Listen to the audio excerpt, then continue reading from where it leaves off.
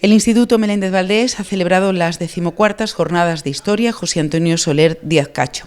Julián Mora Aliseda, catedrático del Departamento de Arte y Ciencias del Territorio, expuso un panorama dramático, sombrío de la situación regional. Desde aspectos económicos, sociales, culturales, demográficos, han apuntalado una situación insostenible, según el profesor Mora Aliseda. La conferencia al completo la pueden escuchar en el canal YouTube del Centro de Profesores y Recursos de Almendralejo. La situación es que desde Extremadura estamos analizando múltiples variables económicas, sociales, demográficas, ambientales, y todas ellas interrelacionadas nos permiten hacer realmente un diagnóstico de cuál es nuestra situación, también desde el punto de vista comparativo, cuantitativo, cualitativo, con otros entornos, y realmente la situación en Extremadura exige una intervención rápida, una respuesta, porque si nos descuidamos, si seguimos con políticas erradas o vamos retrasando decisiones, Extremadura corre el riesgo de la extinción demográfica humana. Es decir, si ustedes han visto las pirámides y cuál es su proyección, realmente la situación no solo es preocupante, es dramática y casi tétrica. ¿Por qué? Pues porque dentro de los próximos 15 años vamos a bajar del 1 millón de habitantes, que no deja de ser un umbral simplemente de referencia, pero que psicológicamente cuando bajas te sientes bastante más inferior, porque ya tienes menos peso, todavía inferior al que ya tenemos, tanto demográfico como económico. Y si queremos revertir esta situación, tenemos ya muy poco tiempo, diría que prácticamente no lo hay, incluso vamos tarde. Tendríamos que cambiar el modelo productivo. El modelo productivo va ligado al modelo social, va ligado al modelo cultural, y eso permitirá poner en marcha medidas que supongan un desafío a lo que hasta ahora se ha venido haciendo para cambiar de escenario. Si no, lo que nos muestran las proyecciones es que vamos a seguir envejeciéndonos, que nuestra poca población joven va a seguir emigrando, y que como ya no hay relevo generacional, pues lógicamente la región se va a convertir en una especie de residencia natural de ancianos, tal y como muchos pueblos en estos momentos evidencian. No vemos niños por las calles, ¿no? Ha introducido precisamente esta ponencia aludiendo a la cantidad de espacio protegido que tiene nuestra comunidad autónoma, un auténtico Serengeti. Ha utilizado también esa palabra, esa expresión. De ahí, en su día, y siendo responsable del Parque Nacional de Monfragüe, se entendía que podía haber una proyección, una sinergia de actividad económica ligada a esos recursos naturales. ¿Eso dónde ha quedado?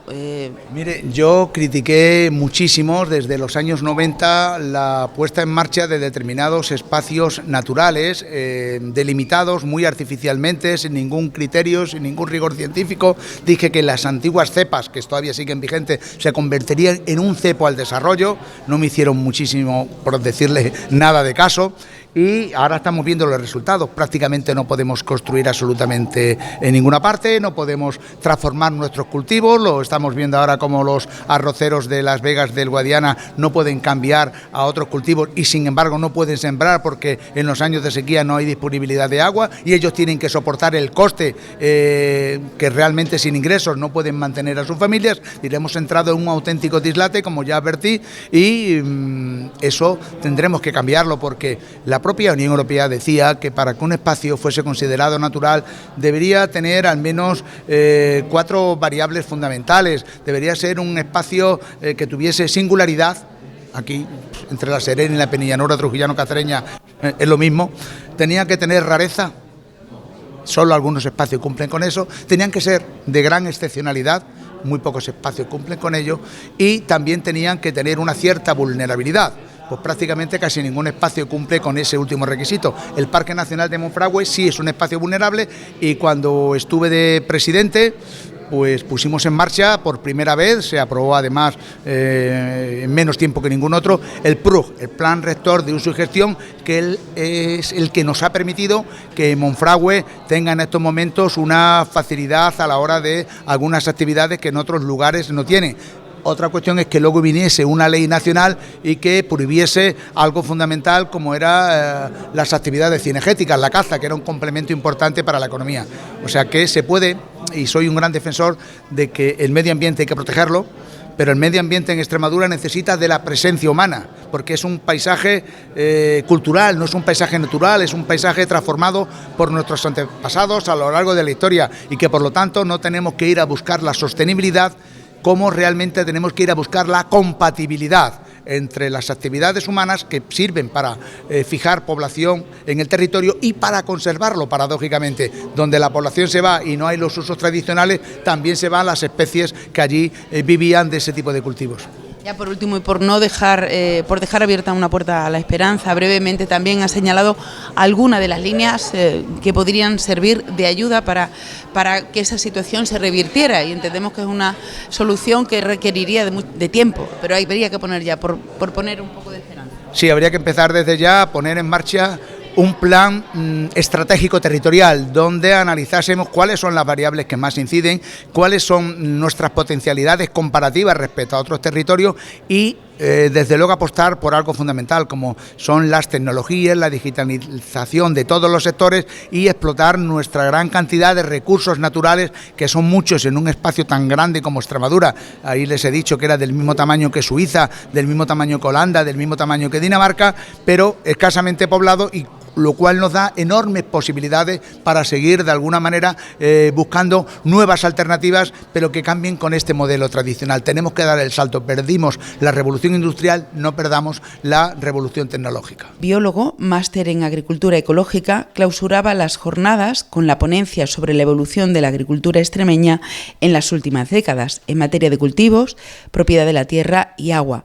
Le preguntamos sobre el déficit hídrico y el regadío, cómo pueden afectar al futuro del campo, sobre lo que afirmaba que el regadío, tal y como lo conocemos, no podrá seguir existiendo.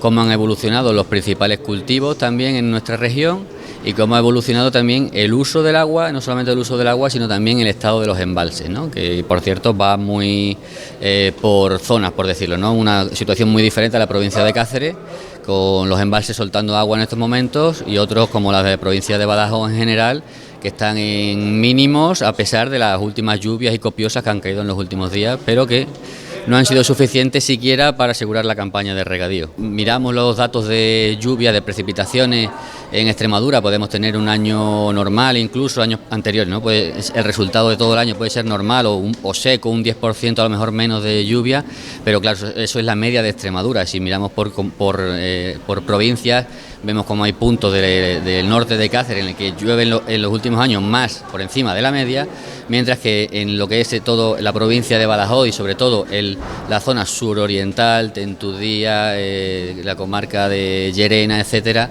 pues está todos los años por debajo de la media y ya lleva como 3-4 años en una situación de emergencia por sequía. Entonces, aunque el cómputo global de las precipitaciones en Extremadura pueda ser normal o un poco por debajo de la media, sí que hay regiones que tienen una situación muy extrema ya durante varios años. Hablar de proyecto de regadío en una zona habitualmente de secano, con cultivo de secano, tradicionalmente de secano, ¿qué te parece a ti como experto en la materia? Bueno, pues también va por barrios, ¿no? Una cosa sería en la provincia de Cáceres y otra en la de provincia de Badajoz. Aquí en nuestra región ya va habiendo varios años con restricciones en el riego, es decir, el agua embalsada que vamos teniendo año tras año no da para lo que hasta ahora había sido una campaña de riego normal. El 2022 fue el peor año, digamos, de los últimos, en el que, bueno, pues la superficie de arroz, por ejemplo, en el que se riega por inundación, sufrió una reducción del 90% de la superficie. En el caso del maíz fue del 50%, del tomate en el 20%, ¿no? Son cultivos que más agua demandan porque son de regadío. Entonces, en ese sentido, la agricultura de regadío, así es, no va a volver a ser tal y como la hemos conocido. Esas restricciones han venido para quedarse, por desgracia. Entonces, lo único que nos queda es adaptarnos, es ser realistas, ser conscientes de lo que está ocurriendo y con el agua que hay intentar utilizarla de forma social, ¿no? Que llegue a la mayor parte de la población posible. Y este año, ya digo, con las lluvias que han caído, tenemos menos agua en la provincia de Badajoz que el año pasado, que ya hubo restricciones, no solamente en el 2022, sino en el 2023 también, y este año se presenta también como con restricciones en el riego. ¿Hacia qué cultivo se podrá atender en esa situación de déficit de agua si sigue esa misma tendencia en las próximas temporadas?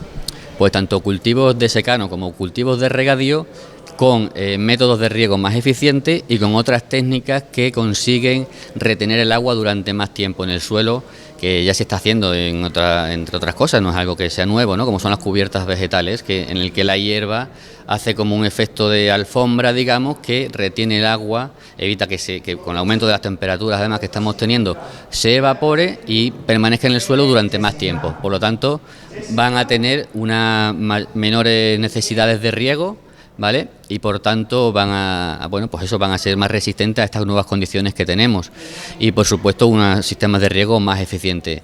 Me estoy refiriendo concretamente al caso del arroz, que aunque ya están ensayando nuevos métodos de riego menos demandantes, pues es un cultivo que tiene un futuro bastante negro en nuestra región.